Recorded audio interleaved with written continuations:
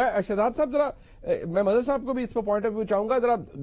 हमारे पास दो सब्जेक्ट्स हैं, टाइम कम है, but I want you to comment on this, आपको भी और मदर साहब को भी। सबसे पहला, ये इमरान खान साहब का सवाल आज जायज है, या वो जो आज एक सवाल आ रहा है कि इकोनॉमिक सर्वे देखें, मुस्लिम लीग नून जो पर्चा बांट रही है, ठीक है, उसमें कम से कम ऊपर जो आप देखें वो आपके पास भी होगा कि भाई जी ग्रोथ रेट तो कमाल था, जी ग्रोथ रेट कमाल था, तो वो भी कहेंगे भाई मुझे क्यों निकाला, और निकालने की वजह फिर अगर सब ठीक चल रहा था तो फिर क्यों निकाल दिया।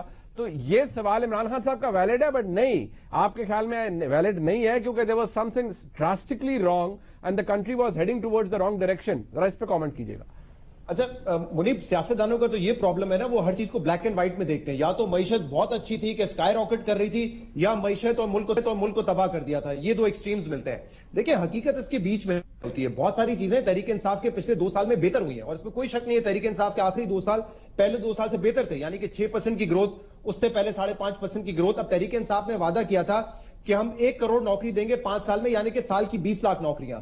तो 55 लाख नौकरियां तो 3 साल में दी हैं। ये लेबर सर्वे अपना कहता है, जिसका डेटा हम इस्तेमाल करते हैं, जिसके डेटा पे इकोनॉमिक सर्वे बनता है, कि 55 लाख नौकरियां तहरीक इंसाफ ने 3 साल में जनरेट की हैं। तो बहुत हद तक उन्होंने अपना 3 साल का वादा पूरा किया था। लेकिन कुछ रेड लाइंस भी हैं, यानी कि ग्रोथ अगर थी तो महंगाई इंतहा को छू रही थी, और ये मसला तहरीक इंसाफ को डे 1 से है। वो महंगाई को कंट्रोल नहीं कर सके। 6-8 महीने पहले ये स्पाइरल शुरू हुआ है, कमोडिटी सुपर साइकिल जिसको हम कहते हैं, लेकिन उससे पहले मिसमैनेजमेंट के इश्यूज थे। उनको नहीं समझ आ रहा था माफियाज को कैसे कंट्रोल करना है। जब इमरान खान कहते थे कीमतें कम होंगी, कीमतें बढ़ जाती थी, तो उनकी अपनी मिसमैनेजमेंट, उनकी अपनी पॉलिसीज की मिस्टेक्स थी, जिसकी वजह से महंगाई थी।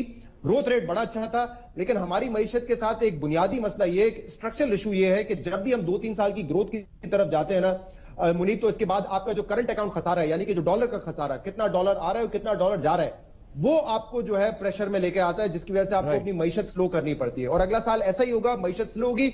हाँ, नून लीग के पॉइंट ऑफ व्यू से, क्योंकि नून लीग तो एक ही चीज पे थ्राइव करती थी कि 2008-18 में जब हमने छोड़ी हुकूमत तो बहुत जबरदस्त ग्रोथ थी। तो ग्रोथ तो अभी भी है, उस वक्त भी रेड लाइन्स थी मईशत में, अभी भी है, जिसको दुरुस्त करने की जरूरत है, वरना आप और खतरनाक सूरत हाल में दाखिल होंगे।